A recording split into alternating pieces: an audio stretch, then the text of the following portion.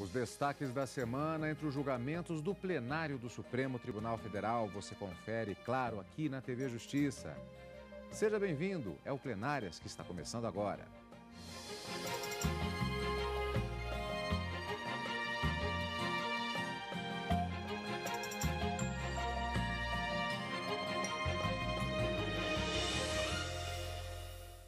Hoje com as sessões dos dias 17 e 18 de setembro de 2014.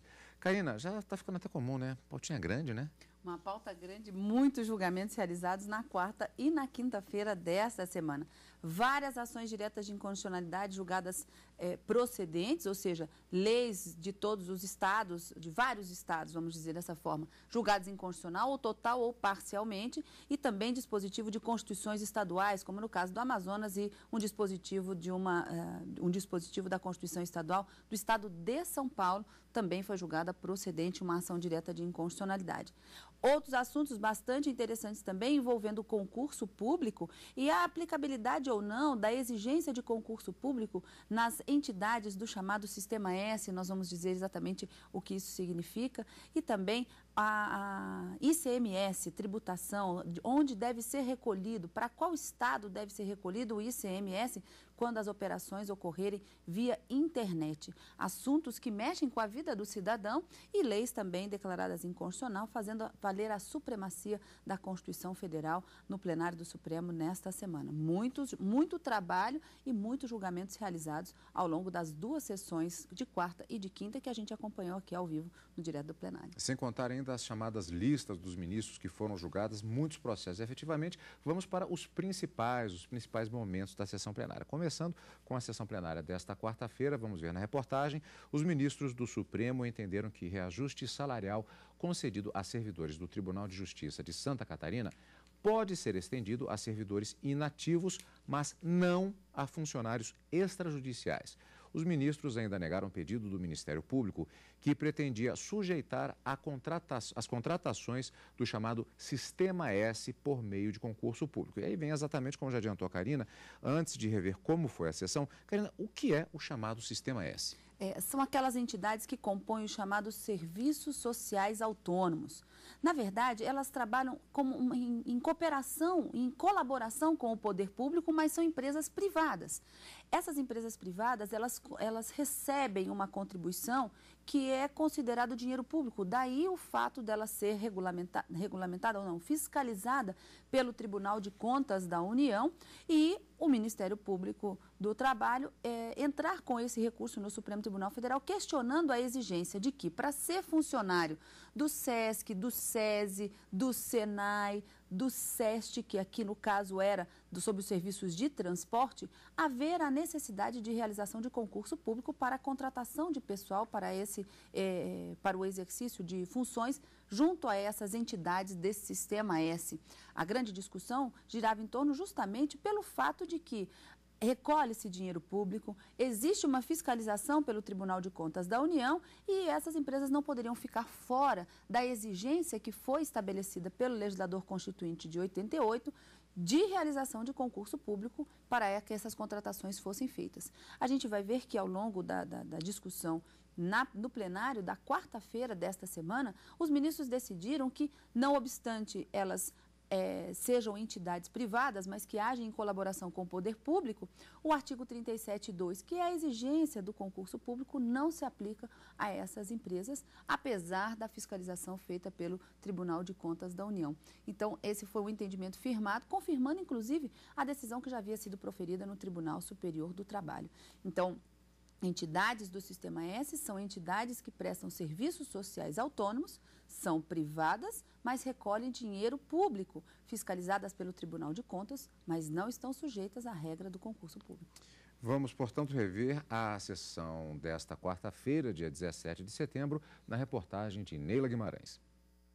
A sessão foi aberta com o julgamento do recurso do Ministério Público do Trabalho, que questiona a forma de contratação de funcionários do SEST, o Serviço Social do Transporte. A instituição defende que a seleção seja feita por meio de concurso público. Que se fique registrado que não se coloca a exigência de concurso público para ingresso nessas entidades do Sistema S, não é que se queira colocar sob suspeita ou que se queira colocar sob controle de ilegalidade o acesso a esse sistema, não. O que se quer com isso é privilegiar um princípio republicano de igualdade de acesso via um dos mais princípios, ou um dos mais republicanos princípios, que é o acesso por concurso público. Na defesa, o SEST alega que não faz parte da administração pública e que, por isso, pode realizar a contratação direta. Se não há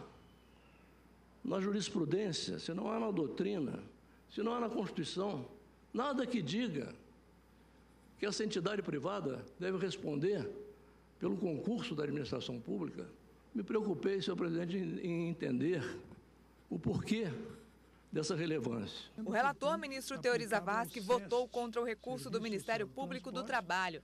Para ele, o fato de ser custeada por contribuições para fiscais não torna a entidade integrante da administração pública direta nem indireta.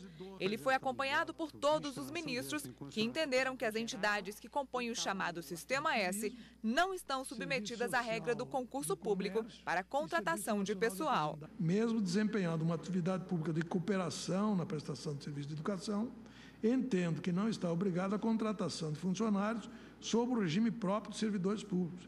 Desse modo, por ser pessoa de direito privado, pode contratar empregados sem a realização de concurso público e regidos pela consolidação das leis do trabalho. Mutatis mutandis, esse mesmo entendimento deve ser adotado em relação ao SEST e às demais entidades do Sistema S, que, conforme já enfatizado, são entes autônomos privados, não vinculados à administração pública.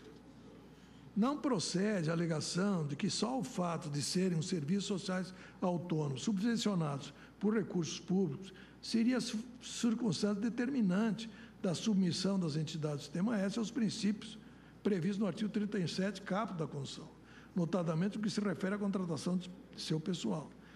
Tal relação de causa e efeito, além de não prevista em lei e nem ser decorrência de norma ou princípio constitucional, jamais foi cogitada para outras entidades do direito privado que usufruem de recursos públicos, como as de utilidade pública declarada, as entidades beneficentes de assistência social e mesmo as entidades sindicais, também financiadas por contribuições compulsórias. No caso específico do SEST, a Lei 8.706, que o criou, enuncia o regime jurídico que deve pautar a sua atuação e os limites a que fica submetido, que são essencialmente a submissão à fiscalização e aplicação de seus recursos pelo Tribunal de Contas da União, a sujeição a auditorias a cargo do Ministério do Transporte e a aprovação de seu orçamento pelo Poder Executivo. Não há, portanto, qualquer imposição normativa de observância obrigatória dos princípios gerais da administração pública na contratação de pessoal, diferentemente do que ocorre com outros serviços sociais, como as já citadas APS, a PECS e a BDI, e outras espécies de entidades colaboradoras com o poder público, cuja disciplina geral impõe a observância desses princípios. As organizações sociais, por exemplo, se submetem a princípios administrativos elencados no artigo 7º da Lei 9.637, enquanto as organizações da sociedade civil de interesse público se vinculam ao que determina o artigo 4º da Lei 9.790. Cumpre enfatizar, finalmente, que a não obrigatoriedade de submissão das entidades do Sistema S aos ditames do artigo 37, notadamente do inciso 2 da Constituição, não exime essas entidades de manter um padrão de objetividade e eficiência na contratação e nos gastos com seu pessoal. O plenário ainda concedeu o pedido do governador do estado de Santa Catarina. Ele é contra a lei estadual que estendeu aos servidores inativos e extrajudiciais um reajuste concedido aos servidores do Tribunal de Justiça do Estado. Para o governador, a mudança realizada pela Assembleia Legislativa altera o projeto de lei, também aumentando as despesas do Poder Judiciário. Os ministros concederam reajuste somente aos servidores inativos. Eu entendo constitucional a extensão do aumento remuneratório aos inativos, pois a legislação albergadora do dispositivo Oreanálise, editada no início de 1998, é anterior às reformas 20 e 41, quando então, anteriormente, entendia o Supremo que a cláusula de equiparação era automática. Então, ao legislativo estender, ele cumpriu a Constituição.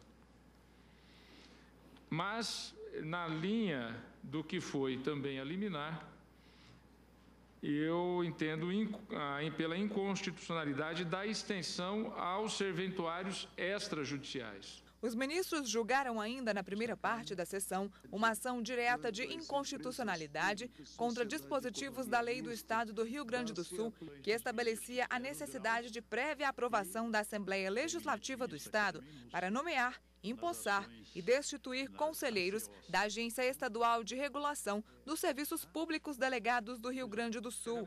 Para o relator, as contratações podem ser feitas sem a aprovação da Câmara Legislativa, mas as demissões não. Em razão da lacuna normativa na legislação estadual, que os membros do Conselho Superior da Agência Estadual de Regulação dos Serviços Públicos Delegados do Rio Grande do Sul, a AGERGS, somente poderão ser destituídos no curso de seus mandatos em virtude de renúncia, de condenação judicial transitada em julgado ou de processo administrativo disciplinar. E aí, vírgula, sem prejuízo da superveniência de legislação válida. Na segunda parte da sessão, os ministros julgaram 2 ações diretas de inconstitucionalidade e um recurso extraordinário sobre o mesmo tema. As ações da CNI e Confederação Nacional do Comércio de Bens, Serviços e Turismo são contra a cobrança do ICMS em vendas eletrônicas, proposta pelo Protocolo 21 do Conselho Nacional de Política Fazendária. O protocolo prevê a cobrança no estado de origem e também no destinatário. Os requerentes alegam afronta à Constituição e bitributação. Já o recurso do Estado de Sergipe queria manter a dupla cobrança. Os ministros consideraram ofensa à Constituição e assim negaram o pedido do Estado. Pois é, vamos fatiar então o tema, particularmente no caso dessa última abordagem feita na reportagem. Qual era a briga em relação ao ICMS, Karina? Porque, na verdade, a briga era para saber aonde a empresa que vende esses produtos da internet deve recolher o ICMS. Na origem, quando sai o produto com destino ao consumidor final, desde que ele não seja contribuinte do ICMS, ou quando se chega a esse consumidor final. Qual é o ICMS? É um imposto estadual, portanto, a briga para saber qual é o estado em que deve se fazer esse recolhimento. Então, a briga era justamente essa.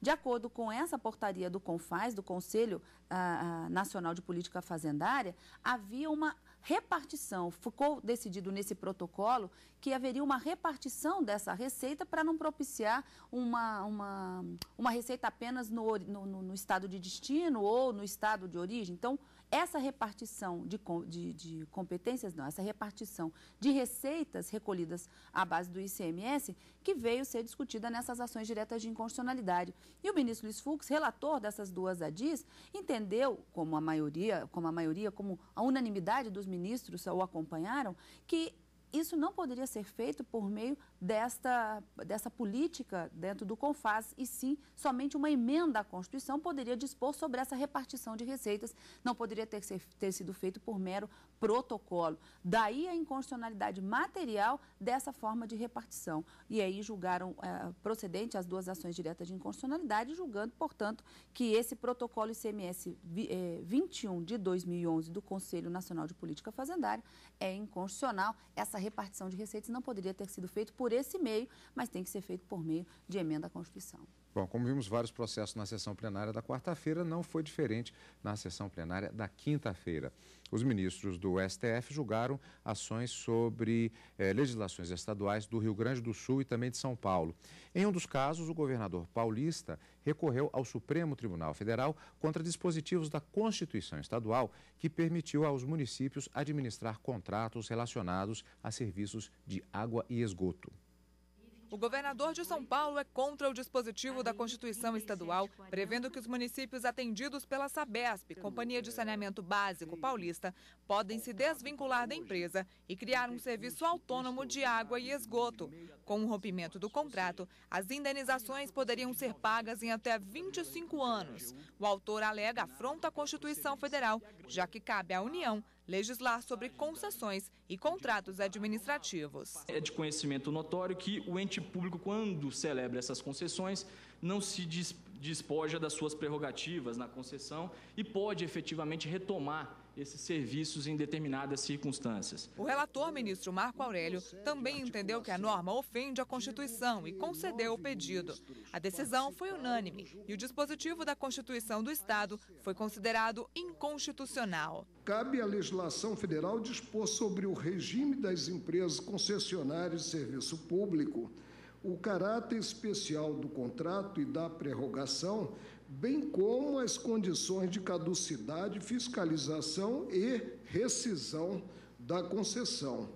Os preceitos concernentes ao término e as consequências do encerramento do contrato administrativo de concessão estão entre aqueles denominados gerais.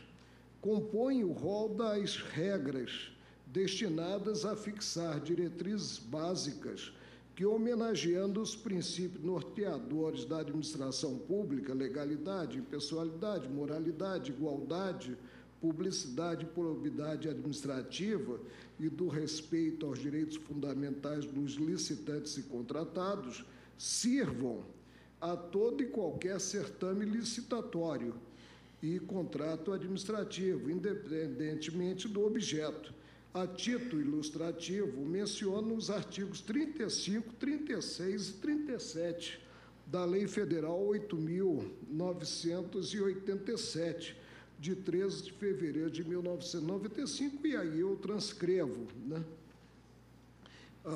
Ante o quadro, confirmo a medida liminar e julgo procedente o pedido formulado, declarando a inconstitucionalidade do parágrafo único do artigo 293 da Constituição do Estado de São Paulo. É como voto. No julgamento de embargos declaratórios da União, o plenário manteve a decisão anterior e considerou que sócios de empresas não têm responsabilidade solidária para dívidas de seguridade social.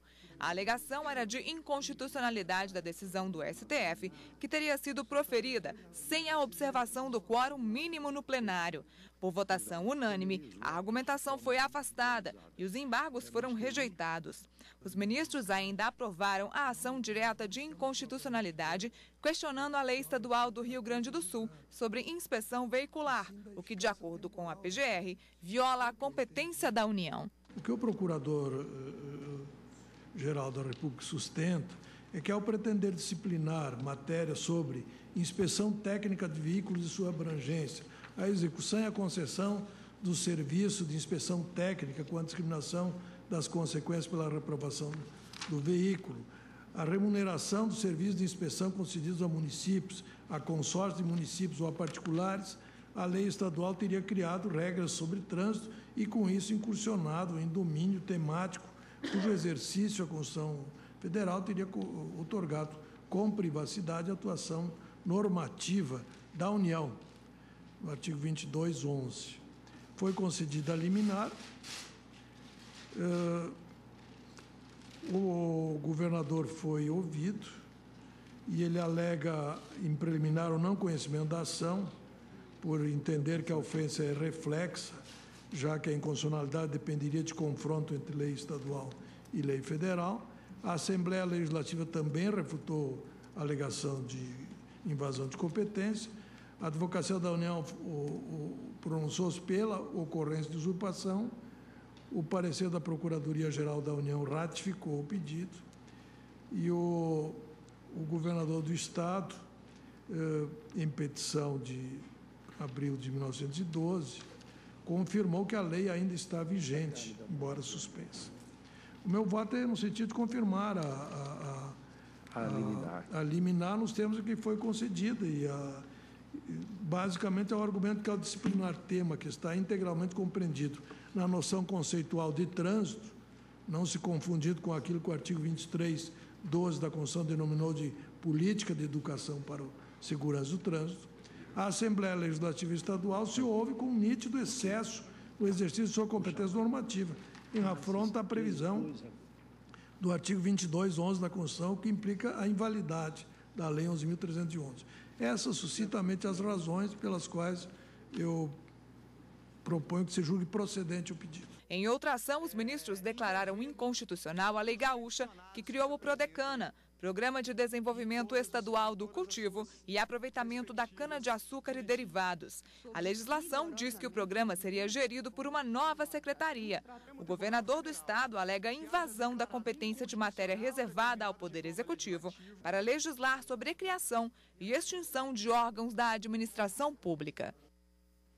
Bom, Karina, então vamos ver os destaques da sessão da quinta-feira. Vamos voltar lá no início da matéria, na verdade, com relação à questão da Constituição do Estado de São Paulo, aquele caso da Sabesp. Era um caso de encampação, mas não era o foco principal, na verdade, dessa ação, esse tipo de debate do que veio ao plenário. Os ministros falaram que poderia ser um caso de encampação em que o poder público pode retomar aquele serviço, não é? Rescindir de forma unilateral o serviço contratado para a prestação do serviço de água e esgoto, mas mediante uma indenização prévia, diz a doutrina majoritária.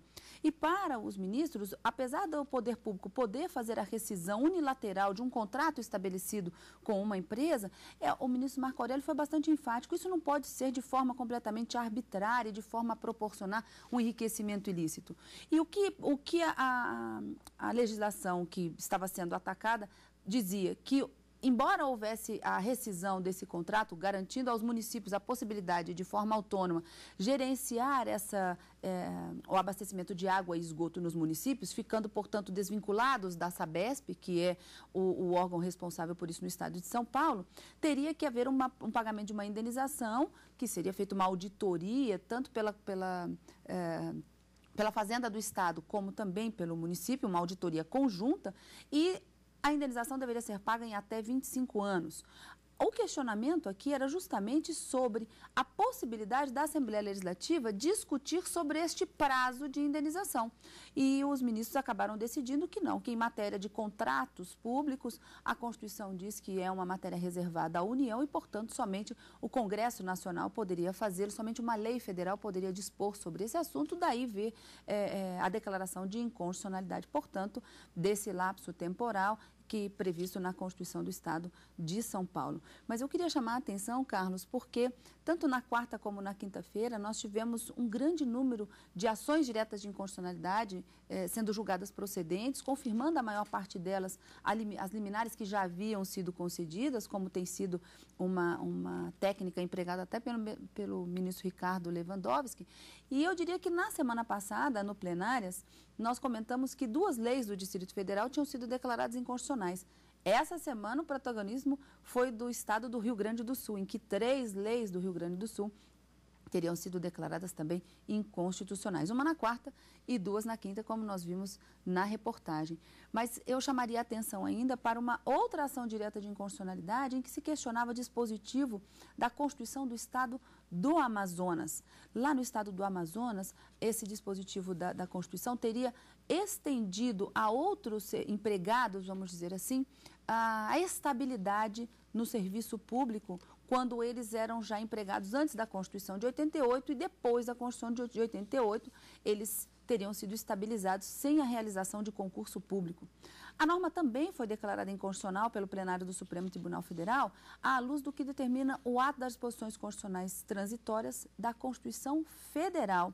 Dizia a Constituição que essa estabilidade, então logo a promulgação da Constituição de 88, seria alcançada apenas àqueles empregados da administração pública direta, de autarquias e de fundações. Não seria extensivo às sociedades, aos empregados de sociedades de economia mista e de empresas públicas, como fez a Constituição do Estado do Amazonas. Então, ela teria ampliado, alargado o rol de empregados que teriam direito a essa estabilidade, mas de uma forma muito maior, muito mais ampla do que determinado pela Constituição Federal. E os ministros, por unanimidade, declararam a norma também inconstitucional. Essa estabilidade não pode ser elastecida, não pode ser aumentada, majorada pela Assembleia Legislativa do Estado, muito menos pela Constituição Estadual, tem que seguir o que diz a Constituição Federal. Karina, uma outra questão também que é muito comum, e essas semanas também nós tivemos uma certa quantidade de matérias, que foi em relação à competência para legislar. Nós vimos na reportagem, inclusive, matéria de trânsito, por exemplo, matéria específica de competência federal.